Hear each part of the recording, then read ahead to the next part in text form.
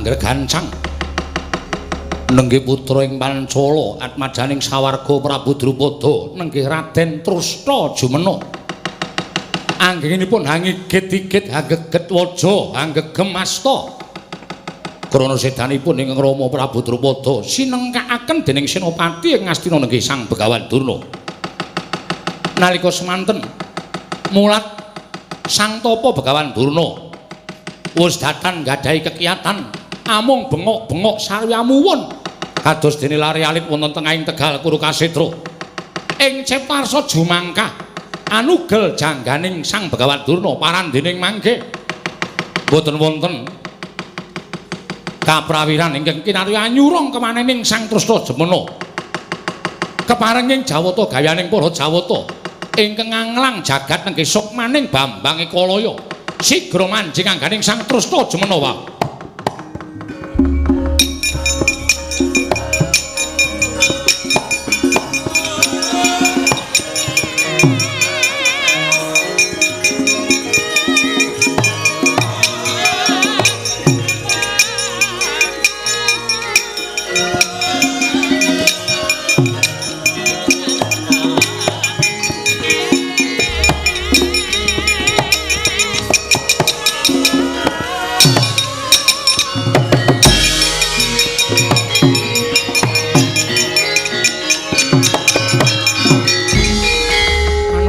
Jajaran Sukertaning bauna iblis lanat tak inceng ana ing Tegal Kurukasetra saiki kelakon penjangkaku Begawan Durna kowe nyedani wong tuaku Kanjeng Rama Drupada utang nyawa nyaur nyawa utang getih nyaur getih ing kene marganing patimu kowe Begawan Durna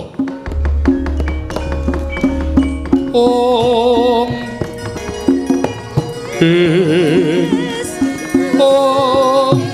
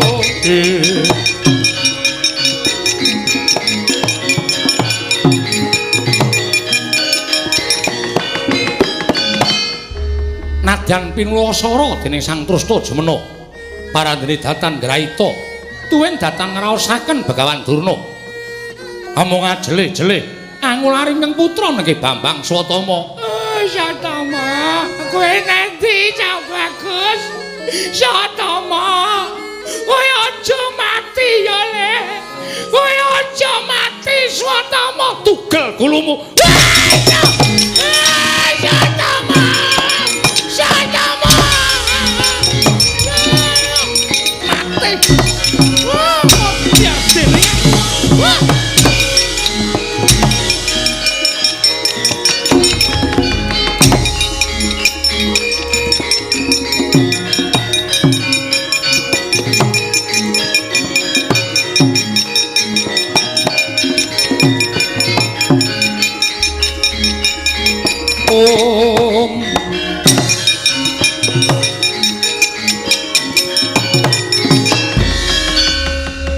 Surak mawurahan manengker gumuruk samya alok yen to Begawan Durna gugur madyaning pabaratan sinabet curiga jangganing dening Sang Trusna Jumena tugel tel mestaka dienggo bal-balan dipun soraki sangganing para wadyabala sak Tegal Kurukasetra nglumpruk tanpa daya Sang Duryudana Bapa Durna.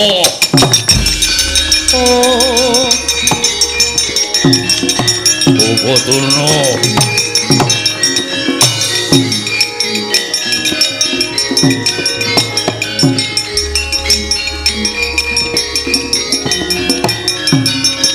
Oh, Prabu.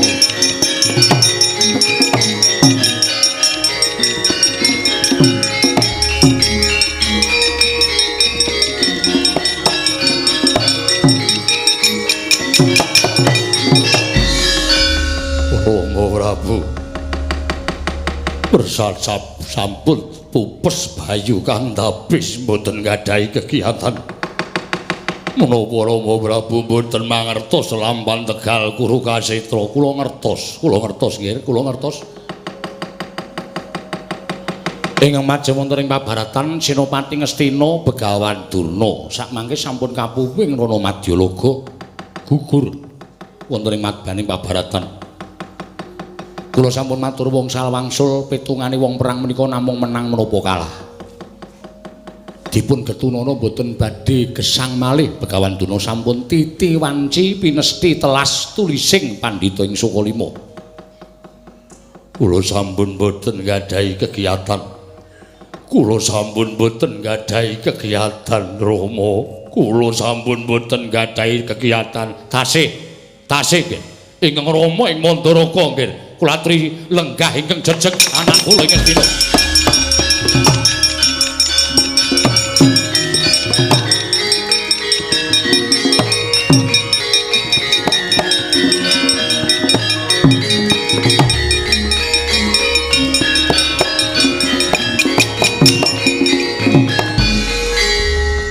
Menapa dipun ngendikan Rama Prabu menika menapa kepara saestu lair batos kula menika wong tuwa.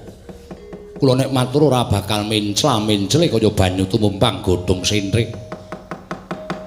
Kula menika ngrumangsani wis titip daging setampel getih setetes. Kamuktenipun anak kula Banowati menika badhe kula totohi nganggo bandaning salya ingkang larang dewi inggih menika nyawa kula. Menika saestu. Mrepatukan Prabu Mbata pitados samangke kula aturi nengga wonten ing madyaning Tegal Kurukasetra namung keparenga kula nyuwun wekdal sawetawis Rama Prabu badhe menapa kula nyuwun wektu sedhela mawon kula tak bali teng Mandaraka kula tak pamit Kalistyawati nggih Pujawati Rama Prabu samenika sampun surup surya benjang-enjang kula kudu kepengin Rama Prabu sampun ketingal nitih rata Kasenopaten. Menawi ngantos benjang-enjang kula menika mboten ketingal wonten Tegal Kurukasetra, kula aturi ngasta obor Mandaraka kula aturi besmi. Inggih, matur sembah nuwun. Kula nyuwun pamit nggih. Sembah kula ingkang ndherekaken Jengkar Paduka Rama Prabu ing Mandaraka, kula nyuwun pamit titip anak kula Banowati. Titip anak kula Banowati, Rama Prabu kedah unggul madyaning pabaratan. Inggih, kula badhe budidaya nggih.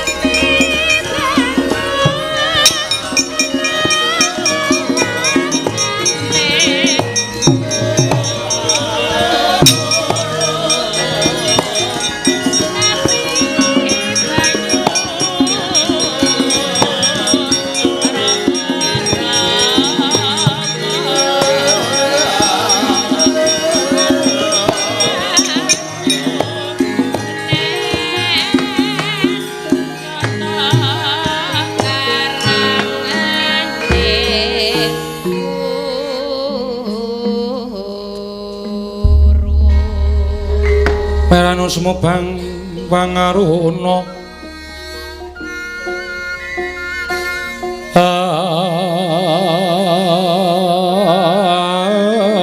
tinetraning uga rapuh sabdaning kukila ring kanikara saketer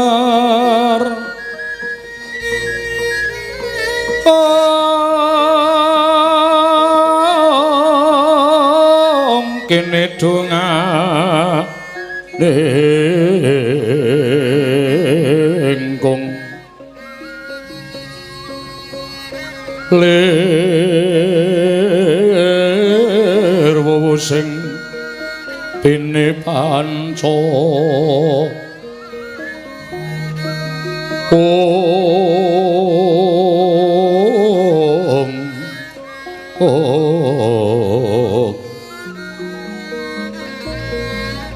Betoke ngayam wana mrak manguhing pagakan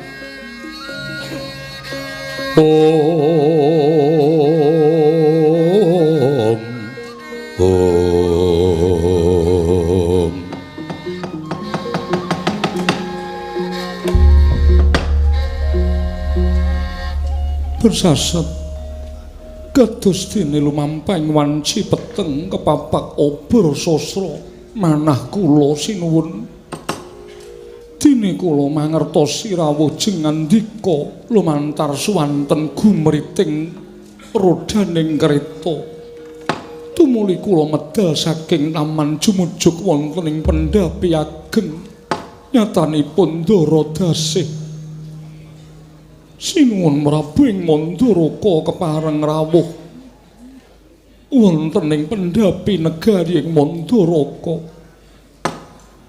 nanging mudyan dados ing kawuningan salebetipun kula gadhahi raos marem tuwin bombong dene slaminipun paduka lenggah wonten ing pesanggrahan kumesar manah kula langkung-langkung menawi kula mireng rijal ingkang muni ing kidul kilen ujaring para sepuh menika sasmita ingkang boten sae namung kemawon mugi-mugi sedaya menika kala wau boten mujudaken satunggiling perlambang langkung-langkung kundur paduka menika ugi boten mujudaken satunggiling perlambang tumrapipun Setyawati nggih pun Pujawati krana kuwatos raos manah kula sinuwun menawi rawuh paduka wonten ing kedhaton ing Mandaraka namung tetela badhe pamit kali ingkang rayipun Setyawati jagat dewa baturi jagat pangestu ngoro Setyawati kula wonten paring adhawuh aja kaduk ati kajroning menampa yen sira garwaku wong ayu percaya syukur nanging ewadene tambuh kelawan apa kang ucapake kuwi kabeh ana lambe atining Siadi nggone pun Kakang kundur marang negara Mandaraka iki ora ana ingkang dadi sabab sarta jalarane lan ora ana ingkang keduga nyurung nata ing Mandaraka daya-daya tilik marang kedhatoning Mandaraka kejaba mung rasa kangenku nadan satemene umure salya kuwi wis ora bocah meneh wis ora enom meneh upama aku ngaturake rasa kangen mesti wae akeh sing padha geguyu lan padha kelisikan dene sak yuswaku kok isih ngucap rasa kangen monggo tumrap Prabu Salya ing Mandaraka wong duweni rasa tresna kuwi wong sing durung ditunggalake tegese durung hanjatu krama marang sawijining kenya nanging wis padha nyambung kelawan tresna asih kuwi akeh-akehe tembunge mamet prana tembunge memalat sih. Yen wis manjing mapan ana ing Bali Wisma padha-padha nglakoni bebrayan. Kuwi tembunge tresna asih wis suda luwe-luwe. Wong sing bebrayan wis cukup umur kaya pun Kakang lan Siadi kuwi mongko wis keladuk yuswa kuyanane mung sarwa njaga siji lan sijine sabab wis ora ana tembung garwa sing ana mung kanca urip. Kanca urip. Inggih. Nanging kok rasaning pun Kakang ora kaya sagedagan iki. Tresnaku kok kaya dene nalika aku ketemu karo kowe sepisanan. Rasa kangenku kok nalika kaya aku pisah lawan Siadi sepisanan ingkang kawasa ngrabasa marang telenging ati temah kanyut kalimput kaprawasa rasa kangen.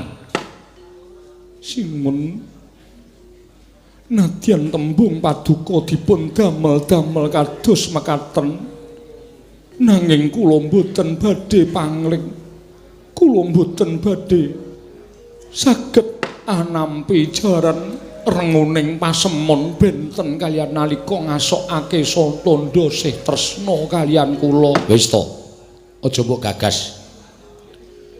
Ya bener pasuryaning pun Kakang kuwi beda karo nalika aku ngandhake rasa kangen dek biyen wong ya wis letih pirang-pirang taun sing jeneng wong kuwi saya tuwa pasuryane saya beda mula ora jeneng aneh.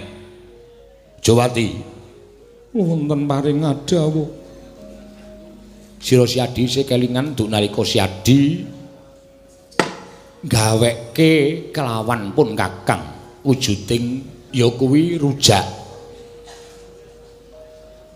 Siadi nalika semono gawekake pun Kakang wujude rujak didahar bebarengan tekan sepene aku ora iso lali kaya ngopo to rasane nalika semono katon nento enak banget ora ana ngengkuli marang olaning Siadi Setyawati. Mula gandeng pun Kakang ingkang gumana musik ana ing penggaliku tanon li kejaba monggo kepengin dahar wujuding rujak. Aku njaluk mara gage. Saiki aku gawekno rujak kaya ingkang nalika biyen sira tau gawekake pun Kakang. Ning aku weling karo kowe. Aku njaluk sing mbok gawe mau saka woh pelem ning pelem tali jiwa. Pelem tali jiwa. Yen ora ana pelem tali jiwa, luwung ora sida gawe rujak. Aku suguhana apa sing ana ing negara Mandalaka nanging yen ana tukuling pelem tali jiwa, tak suwun Siadi kersa ngolah wujuding pelem mau dadi pekarmaning pun Kakang kaya sing tak kandhake marang Sira Yayi. Sira Yayi Pujawati. Panotyaya tama ngambar arum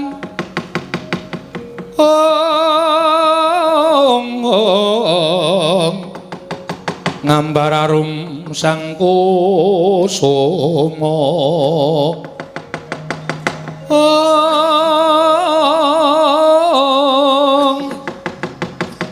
kusuma sang kusuma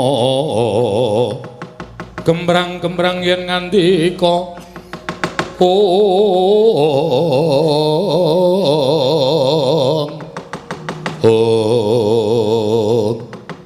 ing batos Sang Dewi Pujawati wis tanggap kelawan pangandikaning Kang Raka Prabu Salya. Parandene mangke siningetaken wonten saklebeting batos sampun ngantos kawanguran dhateng Raka. Sigra cinandhak astaning Kang Raka kinanthi manjing saklebeting kedaton ing cipta arsa ngolahaken menapa ing dados dawuhipun Kang Raka supados datan damel gela penggaling Prabu Salya ing Mandalaka.